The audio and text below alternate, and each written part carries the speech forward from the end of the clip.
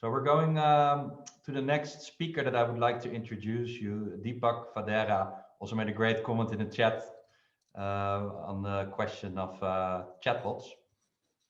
So Dipak Vadera works for one of Endeit's great SaaS companies that's skyrocketing, growing like crazy, and also probably due to COVID. We invested in this company not a long time ago, I think 1.5 years or so. And Dipak joined this amazing company about 3 years ago as one of the first salespeople, and is now the lead of EMEA for all the salespeople. We grew a lot also in employees. So he's managing now a big group. And before Dipak was with Hootsuite, like a SaaS company also, and with Uber. And as a fun fact, Dipak lived for 1 year out of his backpack, traveling all over the world. And I asked him the question, which country he enjoyed most, and it was Japan. So without further ado, I would like to give the word and presentation to Dipak. Thanks, Elon. I appreciate the introduction. It was actually 3 years. So I spent 3 years living out of a backpack. Oh, three years. Wow. It would have continued on if it weren't for COVID. So yeah, the last couple of months have been the most stagnated that I've been for a while. And I do miss traveling, but hey, better be safe than sorry. So all makes sense. But yeah, let's get going for the topic of today. So I'm just going to be speaking briefly about the importance of personal branding and social selling in this day and age in particular, in these times that we're all going through. And without further ado, let me go ahead and share my screen and we can get going. Whoops. There we have it. So thanks for the intro, Elon, again. So yeah, I'm not going to speak a bit more about what I do, given that I don't have that much time. But I just want to quickly communicate my mantra, what I stand up for, what I'm working towards at Leadfeeder, and kind of set the foundation as to why personal branding and social selling is so vital.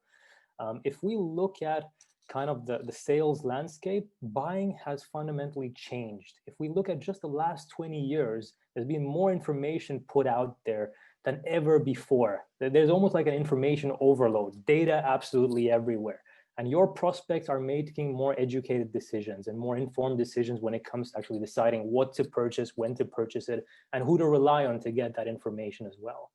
On the other hand, from a sales point of view, most B2B sales teams are still pretty much doing what they were doing like 20 years ago, obviously with the added exception of emailing and doing a bit of social here and there, but they're still fundamentally focusing on practices that I consider to be pretty much outdated for this day and age, and they're not using their time effectively and wisely like they could be. And a lot of these old school methods no longer cut it that way. But let me illustrate why. So I often hear from people, you know, are you against cold calling? Are you against calling or emailing? Just because you're always speaking about social, and that's actually not the case. I'm against blatantly cold calling with no information, no firmographic, no technographic data.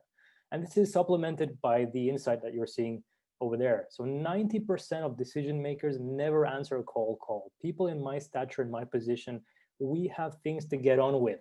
I have a team that needs to hit their target. I don't have a team that has a quota. I have a team that needs to be coached. The last thing I want to do is take a call from someone about something that I haven't inquired for, something that I don't even need, and most likely have never heard of either. So yeah, I don't have time for things like that. I have so many other things to get on with, so many things that need my focus and attention. At the same time, not only with calls, this very much applies to emails as well. On a good day, a C-level executive has somewhere between 75 to 100 emails. Thankfully, with Slack, it has reduced the number of emails I get, but still, that's a lot of emails that I need to go through and kind of action upon. And the last thing, again, I want is to deal with an email about something that I have probably no interest in and it's not really going to help me in this current moment in time. So again, I'm going to delete emails that come from people that I don't know. Simple as that. I have too many other things on my plate right now. On the flip side, 91% of B2B buyers are active on social media. So decision makers are going on social media, predominantly LinkedIn, Twitter, LinkedIn being the most business social network. As such, they're going on there to make those informed decisions. Why are they going on there to make those informed decisions? Because people love shortcuts in life. I'd rather go in on social and ask someone I know at so-and-so company for something that they might have more experience on rather than going and looking it up myself. I don't have the time to go on Google and spend an hour looking up something. When I know if I message someone, I can expect an answer within a couple of minutes, and they're doing the job for me. They're giving me the answer that I need exactly. So people are going in on social to leverage the knowledge of their own network, the people that they're already connected with, to move those buying, to make those purchasing decisions and deciding who to move forward with and not. At the same time, from my own experience as well, those people who've taken on board social selling as part of their sales outreach and strategies have more often exceeded the quota and beaten their sales peers when it comes to hitting that quota and how they go ahead and on hitting it. The average sales rep spends 40% of their day just figuring out who to call or who to reach out to. And when they do make that judgment, whenever they do go ahead and action and reach out to someone, there's no guarantee, again, that someone will be interested in what they have to offer. And by using social, you can really shorten that gap by reaching out to the right people at the right moment in time and be able to then more effectively drive your leads forwards. But what is social selling? I thought I'd just summarize it quickly for those that might not be that familiar with the term. So it's essentially finding, connecting, understanding, and nurturing sales prospects, all using social media. Pretty simple, right? The first rule I want to impart with all of you is you do not sell actually on social media. Use social to plant that seed, to establish that credibility, to position yourself as a thought leader, to be able to then drive that conversation forward by another channel. Why should you do that? Simply because via social, you're hiding behind an avatar. They can't see you. They can't get a feel for you. They can't get a feel for your tone of voice, who they're dealing with on the other side. So you use it to plant that seed, establish that credibility, to then drive it forward on another medium where you've already built up on that trust and you have stand a better position of driving that lead forward. When it comes to social selling, there are 4 pillars that I believe one has to nail in order to succeed in the long run and sustain the social selling as such. So on one hand, you have your personal brand, your LinkedIn profile, essentially. Why do you do what you do? How do you serve the people that you're targeting and working with? And what is it that you exactly provide for them? What's your unique selling point? Why should someone work with a salesperson at Leadfeeder versus a salesperson at our competitor? When both products are just marginally different, why should they buy from one individual over the other? We then have finding the right prospects and customers. So reaching out to the right people at the right time, leveraging on certain insights that will then help you drive your conversations forward. We also have your content. So like the saying goes, you are what you eat, you are what you share. How what you put out there will help you build that thought leadership, will help you then move your conversations forward, because people who you're in touch with will have something to work on. They'll have something to go from, oh, this person has been writing about this, then clearly they know X, Y, and Z about it. I know I can then approach them. I can see them as a resource that I can then go to have my questions answered.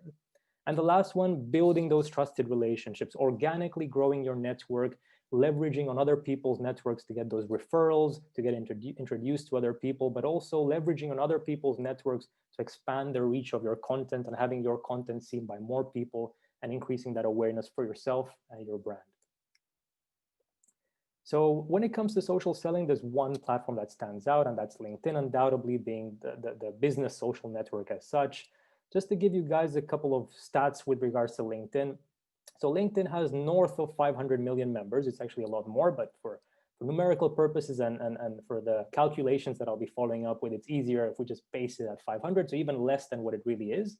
A fifth of LinkedIn's user base constitutes senior level influencers and decision-making individuals, which means from a sales point of view, you have a fifth of a chance of coming across someone who's going to call the shots on your deal and will help you kind of get that authority to move that deal forward.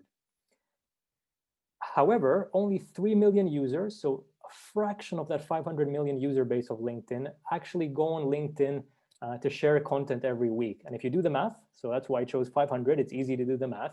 1% of LinkedIn users are raking in 9 billion impressions. That makes LinkedIn an absolute gold mine.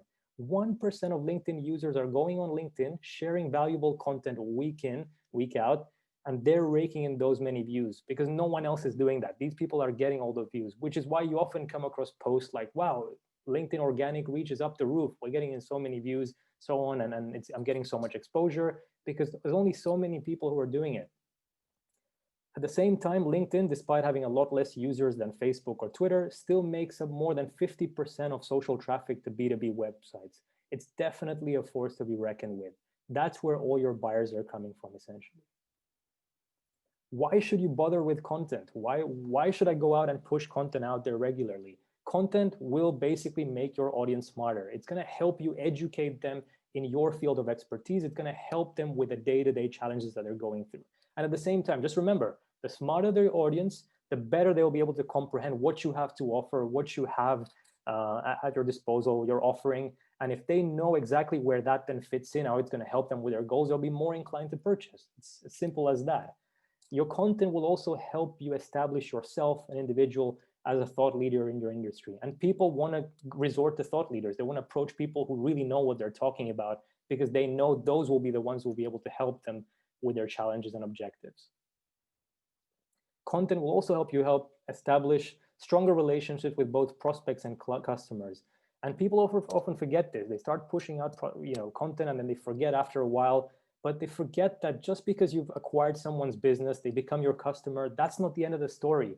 If you really want to truly show them that you care about them, you have their real interest at heart, it's about showing up even after you've gotten their business. So making sure that you show up every single day, pushing out content, just so someone, your buyer, sees you as someone as, wow, this person, they've gotten our business and they're still showing up for us. They still care about us. They're still pushing out content that's going to help me, better get the most out of the product that I've purchased from them.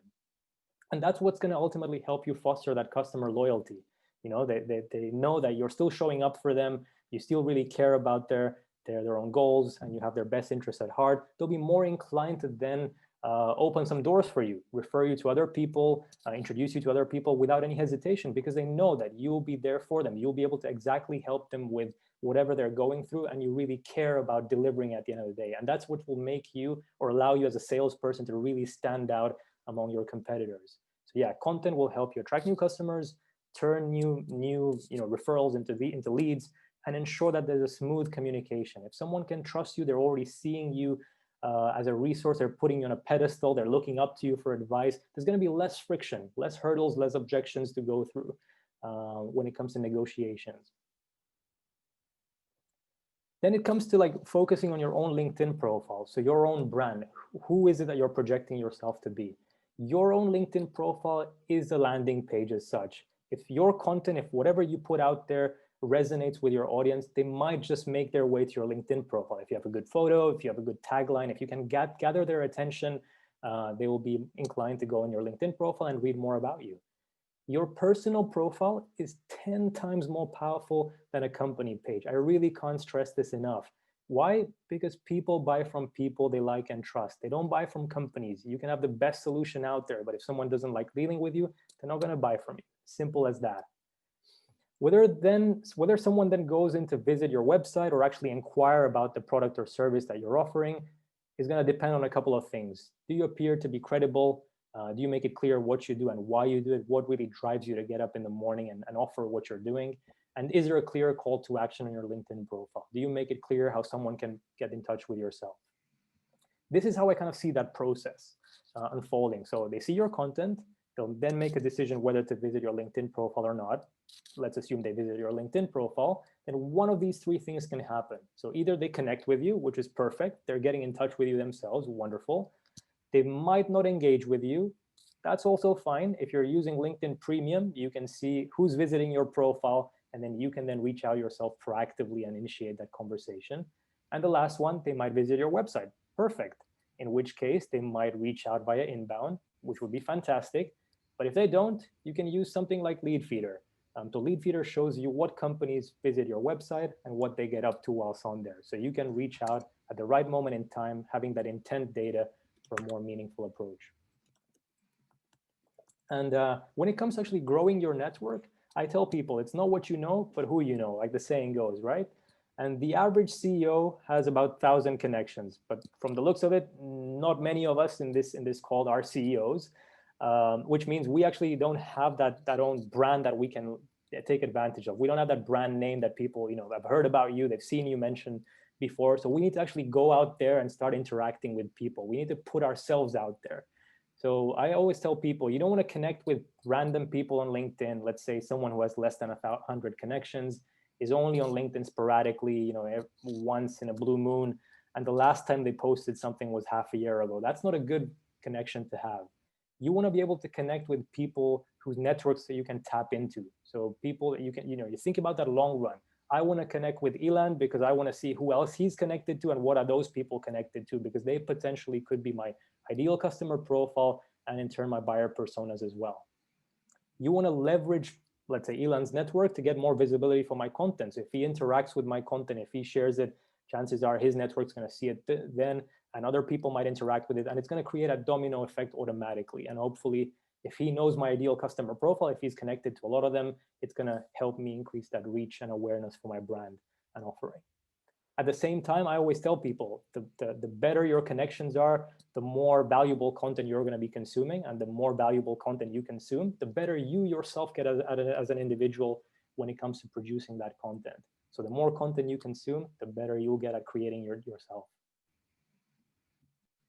And the last pillar, engaging with insights. So like the quote says there, 64% of B2B buyers, they appreciate hearing from a salesperson who knows or has some insight about their business. Pretty obvious, right? Like you want to deal with people who know about your company, about your industry, about where the product offering can fit in, about the challenges that you're going through. You want to speak to experts. You don't want to speak to any Tom, Dick, or Harry, any random person.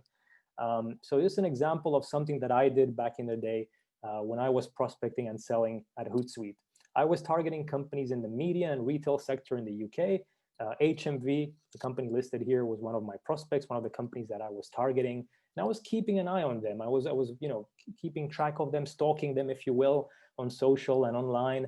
And just one day, I came into the office and I noticed the company being mentioned on Twitter. These tweets were coming out of their Twitter handle. At the same time, I went onto the BBC website and I noticed that the company was on the verge of bankruptcy, like they were getting rid of a lot of staff in one go. So then reading the tweets, it came as no surprise that the marketing people here had secured access to the Twitter accounts and the social accounts, and they were going out there, bad-mouthing their marketing team. They don't know how to, shut down Twitter and projecting a negative image of their brand that was already going through a tough time. So even worsening that image. So what I did, essentially, I just took a screenshot of that. I reached out to every HMV competitor that I had on my list. I sent them all an email to the buyer personas that I had. And all I did, I added the screenshot in the body of the message, and the title and the subject line just read, "Do you want to be the next HMV?" Within hours, my inbox was full of replies, and I was able to attain my quota within that one day by just taking advantage, leveraging on that compelling event to drive that sense of urgency and showcasing how the solution that I was offering, Hootsuite, could help address a potential failure, something that could happen at any given moment in time. Couple of takeaways. I know I'm almost reaching the end of my time.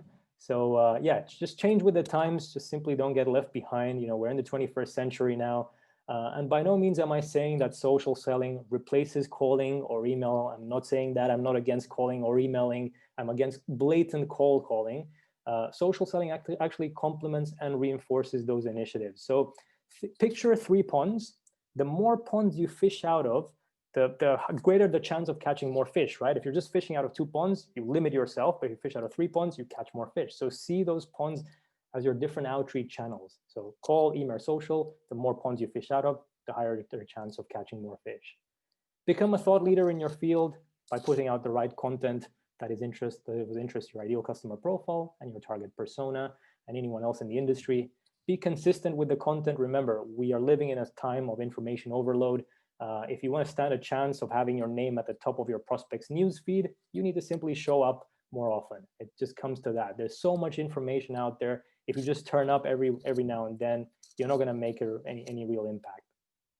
And then last but not least, tailor your approach to have a more meaningful impact. Stop treating your prospects like cattle. Every prospect is a different scenario. It's all about that personalization.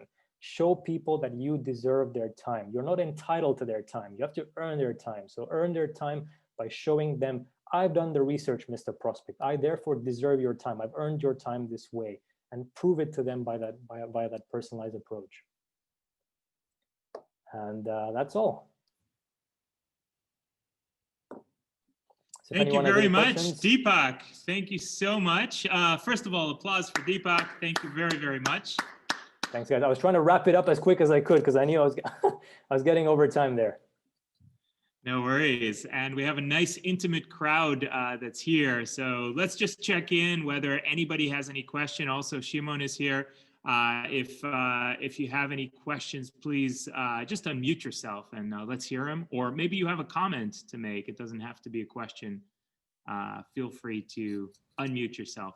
I had a question for Dipak and Shimon, B2B approach, but I think quite some elements are also B2C relevant, I think, or for salespeople on the direct-to-consumer businesses. Would you agree with that, or do other clients in B2C also approach you? Yeah, maybe a question for Dipak to start. Yeah. I mean, I primarily deal in B2B, so I have no experience in working B2C. Could you just repeat the beginning part again? I lost you a little bit over there. Sorry, yeah, the question was whether your tips and tricks would also be potentially interesting for direct-to-consumer clients or B2C-ish approach. I'm sure there are some takeaways that you can take from there. Like I said, since I haven't dealt in B2C, I don't know. I don't want to claim something that might not be the case because I don't have that experience. But I'm sure that personalization element, at least from a B2C standpoint, might be very relevant because people want to buy products and solutions that are tailored for them. In fact, a report by Deloitte suggested that 38% of buyers are even willing to wait until a product or service comes along their way that is specifically tailored for them. I'm not sure whether that applies on a B2C standpoint, but I think it pretty much heads in that direction, right? Like you want to buy something that's going to be absolutely relevant, tailored for you. But I can't say with certainty because I haven't dealt in B2C. Yeah, I think in B2B, one of the big differences is that you need really to for type of solutions we use, nobody can decide for themselves, oh, I'm going to buy Harvard tomorrow just to implement and start working. There is a decision you need, there is a problem that, we need to discuss. And the messaging that Harvard, I'm taking you as example again, need to share with the HR director versus the CFO versus the CEO should be totally different, should be totally from a different perspective. And that's what makes B2B actually a little bit more complex. And whereas also, I think another big difference is that you really need to think about managing a long sales cycle. So how do you keep it up? We work with companies like Salesforce, for example, or SAP, that for some solutions, they spend 1.5 years engaging with a group of 15 people. So, and that's completely different power game than actually selling to a consumer. I was more thinking about Zoom or Dropbox with like SME solutions as an entry point, and then become more enterprise over time. But yeah, that's a good one, because I know they are now Scale Up, actually, also an Israeli one, Monday.com. And actually, if you listen to their story, what they did, they actually applied B2C activities in the beginning. So actually advertise on Facebook, on Instagram, all those type of channels, and got like one person from a company to buy with a credit card a subscription so that he can manage his own project, and later expand it more in the company. And that was an interesting first time that I hear a B2B company that applying this B2C ways of entering in big corporates. So it is possible depending on your product, of course. Yeah,